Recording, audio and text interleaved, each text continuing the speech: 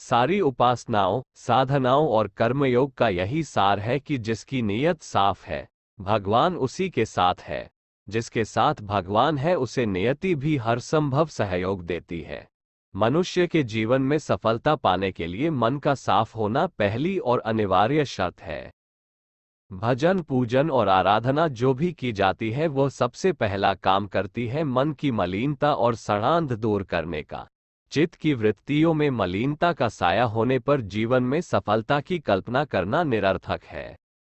मन मंदिर में गंदगी होने पर जीवन में सुगंध आने की परिकल्पना कभी पूर्ण नहीं हो सकती।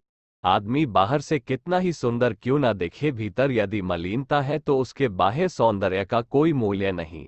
आज चारों तरफ कलयुग के प्रभाव से लोग बहुतायत में पैदा हो गए हैं जिनकी वृत्तियां पिशाचों जैसी हैं और हर कर्म में स्वार्थ और लोभ लालच की दुर्गंध आती है। लोग सड़कों, चौराहों, ऑफिसों और दुकानों और समाज सेवा के तमाम गलियारों में घूमते नजर आते हैं। इनका एकमेव मकसद होता है अपना उल्लू सीधा करना, भले ही इस प्रयास में दूसरे को कितनी ही बड़ी हानि क्यों ना हो जाए।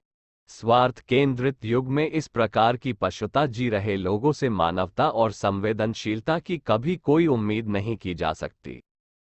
जरूरी नहीं कि इस प्रकार की पशुता बड़े लोगों में नहीं हो, बल्कि आजकल अनपढ़ आदमी जितना सच्चा और भोला भाला है, उसके मुकाबले पढ़ा लिखा आदमी ज्यादा स्वार्थी और भ्रष्ट है, क्योंकि अपनी विकास यात्रा के आरंभ से ही वह भ्रष्टाचार के कई कई सोपानों से होकर गुजरता है।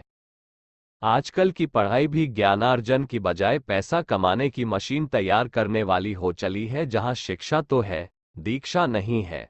पढ़ाई तो है, गुनाह का दूर दूर तक कोई नामो निशान नहीं है। धन लिप्सा की आंधी में घिरी शिक्षा पाने के बाद आदमी को न पड़ोस दिखता है, न मोहल्ले के लोग और न ही समाज या राष्ट्र।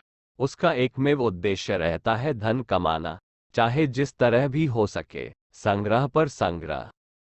नीयत में खराबी और खोट वाले लोग चाहे कितनी दौलत जमा कर ले, कितने ही हथकंडे क्यों न अपना ले, इनके चेहरे पर सहज सर्वदा मुस्कान कभी ठहर ही नहीं पाती, बल्कि इनका मन मस्तिष्क श्वान की तरह झपटने का आदी हो जाता है और में आत्मिक शांति और संतोष की बजाय आदमी के हृदयाकाश में न प्रसन्नता होती है न ईश्वर।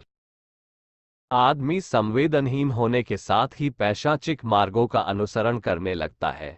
अपने आसपास हम कई तथाकथित बड़े लोगों की भीड़ देखते हैं, लेकिन इस भीड़ में सदैव मुस्कराने वाले चेहरे ढूंढे नहीं मिलते। खराब नीयत के चलते लोगों के पास धन संपदा तो हो सकती है जिसे वे भ्रम के मारे लक्ष्मी समझते हैं, लेकिन वास्तव में ये लक्ष्मी न होकर अलक्ष्मी है जो खोटी नीयत से कमाई गई है। धन के व्यापक भंडार के बावजूद इनमें प्रसन्नता लेश मात्र की भी नहीं देखी जाती।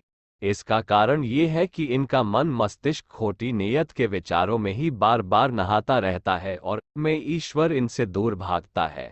जहां ईश्वर नहीं है वहां प्रसन्नता नहीं रह सकती, जहां प्रसन्नता है वहां से ईश्वर दूर नहीं जा सकता। खोटी नीयत वाले लोगों की कुटिलता उनके चेहरों पर साफ झलकने लगती है। इनकी पूरी जिंदगी एक दूसरे को नीचा दिखाने, कुत्सित षड्यंत्र करने और दूसरों को किसी न किसी प्रकार नुकसान पहुंचाने में व्यतीत होती रहती है। इस पाप कर्म की वजह से जीवन के अंतिम क्षणों में उन्हें अपने जीवन की विफलता का पता चलता है, लेकिन तब तक देर हो चुकी होती है और वे स्वयं को धिक्कारते हुए नरक की यात्रा के लिए तैयार हो जाते हैं। अपने आसपास बहुसंख्य लोग हैं जिनकी नीयत कभी साफ नहीं देखी गई। इनका हर दिन किसी नए शगुफे और षड्यंत्र के साथ शुरू होता है और नींद में भी षड्यंत्रों के स्वप्नों को आकार देते रहते हैं। ये लोगों की भीड़ है जिन्हें परमात्मा गलती से या अनजानेपन में मनुष्य का जीवन दे चुका होता है। यही वजह है कि नियति भी इनका साथ नहीं देती। नियति उन्हीं का साथ देती है जो ईमानदारी के साथ सेवाव्रत को अपनाते हैं और निष्काम जीवन जीते हैं। जहां नियत में खोट आती है, नियति अवश्यमेव चोट पहुंचाती है।